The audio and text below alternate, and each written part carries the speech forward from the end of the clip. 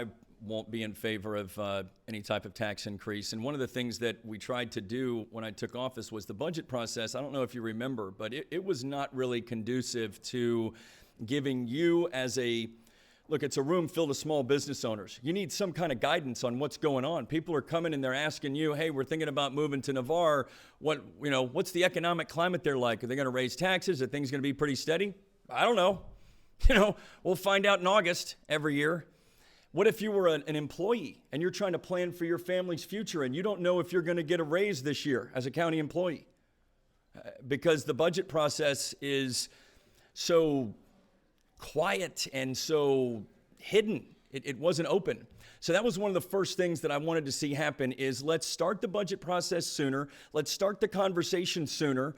And let's be honest with the guidance that we give to our county administrator. So last month, we had the first budget meeting where we provided clear guidance, and that was that there will be no millage increase this year. And at our growth rate, you're exactly right. I don't see where we have a growth problem. We got a spending problem. We need to continue to work on enhancing productivities in our local government. And let's keep in mind that we do an amazing job. Our employees do an amazing job considering the rapid growth rate that we have and the services that are being delivered. But right now, I think if you were to ask most folks in the room, they would tell you that they're satisfied with the level of service that they're getting. If they go to the tax collector's office or the DMV, they're not upset about waiting behind 2 or 3 people before they get up there. So they don't need us to hire that extra person. Development services evidently must be executing at a pretty high level because we're growing at a pretty high level. We're selling a lot of houses. We're building a lot of new neighborhoods. So, there's evidence there that we're executing pretty well. I feel it's more of a shift in the way we're spending and that we can do that with the growth that we have. We can give sheriffs, deputies raises in a fiscally responsible way as we did. And I don't see I'm not going to vote for a millage increase anytime in the foreseeable future. I've always said since day one, the only way I would even entertain a millage rate increase is if there were no meaningful savings to be had and there were no more productivity enhancements that could be brought to bear. In other words, it is the absolute last bullet in the gun. It's so penal to everything. So I don't see it coming anytime soon. Is that also applicable to the courthouse? Would you support a military increase for the courthouse or not? The courthouse to me is something that, what is this now? This will be the 5th time we've done this? The exact same thing? And yet we're expecting that there's going to be a different result? Hello? I mean, what's the process been to this point? We evaluate properties, and then we pick a property, and then we determine what services are going to be provided out of it, how big the building's going to be, and then we get a cost, and then we ask the citizens to support a local option sales tax, which they reject, and then we talk about why they rejected it, and then we start looking at properties again. 4 times we've done that, and 4 times we've been unsuccessful. That's why the last time this was brought up a few weeks ago, I suggested, hey, if we want to go through this process again, that's fine, but let's take the local option sales tax off the table. Let's just tell people we are going to go through the process, we are going to select a site and do all those things that we've done before, but then we're going to go ahead and build it. That will force us to not be talking about a $45 or a $50 million building. That's ridiculous. We just need a building that can deliver the services. It's just a building, It's just a building. And the truth is, if I were better at my job, we would probably be building a courthouse right now. I was the one that made the mistake of suggesting that we separate the local option sales tax into 2 half cents. And what it did is it allowed the ability for some to play one against the other. And, that was my mistake. 410 votes away from us building a new courthouse right now. 410 people decide to vote in favor of downtown instead of against it. We're not having this conversation. So we are unfortunately having this conversation, and I don't think we'll be successful if we do another local option sales tax request, but I'm only one vote of the 5, and at this point, I think those that spoke out so passionately against putting the courthouse in downtown and the way that the courthouse would be built and the size of it, I think it's incumbent upon them, now that they've told us what they're not in favor of, to tell us what they are in favor of. Now I think it's time for them to provide solutions. I did my level best to bring solutions. Now it's time for somebody else to bring forward their answers. I'm in favor of the pass. I believe that it would be great for the community. I believe it would be great for our environment. And here's some important things to know as it relates to the pass, because you're going to hear a lot of road noise on this issue, okay? There are no studies that are out that show that having a pass would be a negative impact on the national seashore.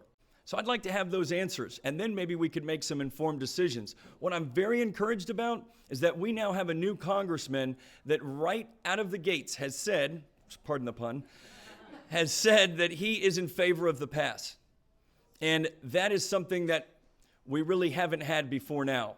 I had the opportunity to meet with him when I was in D.C. last week, and we're currently working on the fee simple bill legislation that we believe has an opportunity to pass. But here's the difference. We can start pursuing what would be necessary to see if a pass is possible now without waiting for the outcome of fee simple legislation, because we have a congressman that is publicly in support of it. So I don't know if it is going to happen, but I know it's a heck of a lot more likely that it would have a chance to happen now than it did 6 months ago. 20 years ago. So we just need to get the right data out there. It always seemed interesting to me how we would have all of these passes opened around the coastal communities throughout the state of Florida.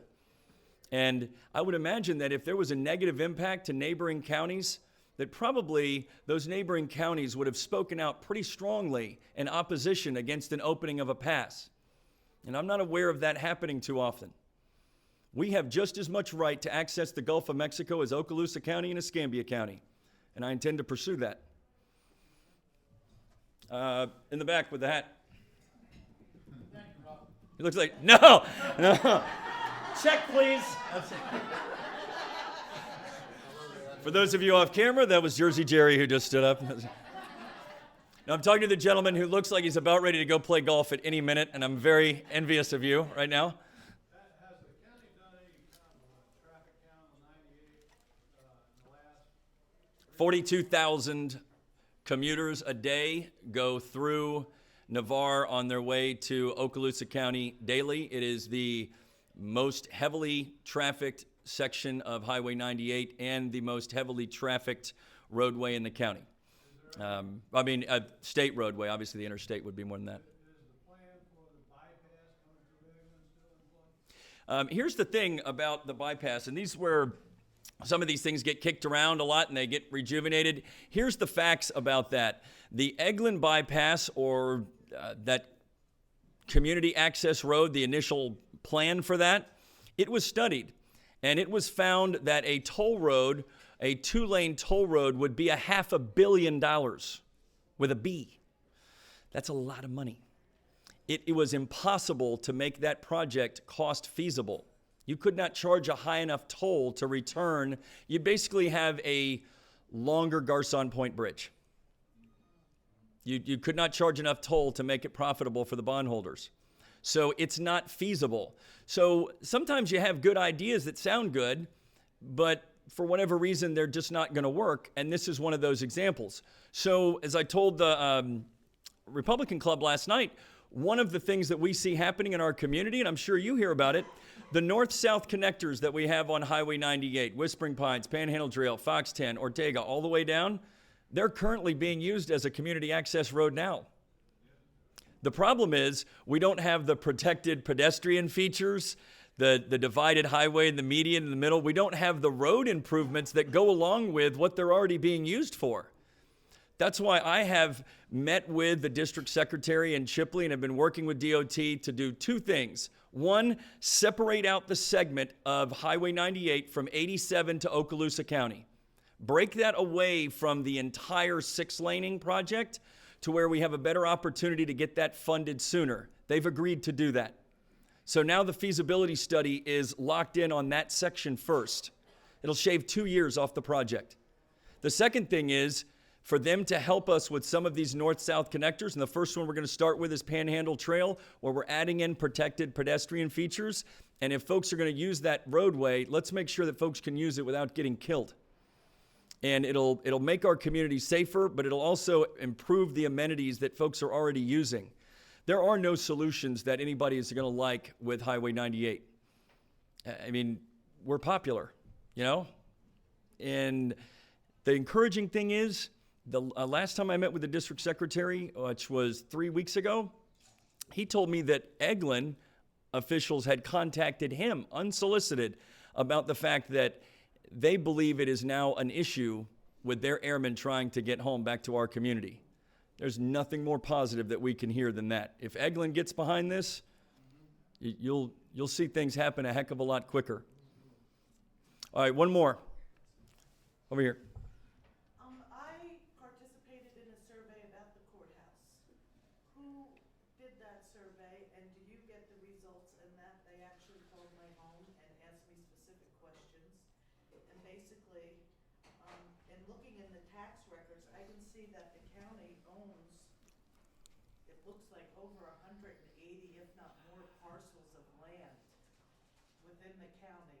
And my suggestion was maybe the county should get out of the real estate business and really focus on the county and the people's needs itself instead of buying all these parcels of land that you have in various parts of the county.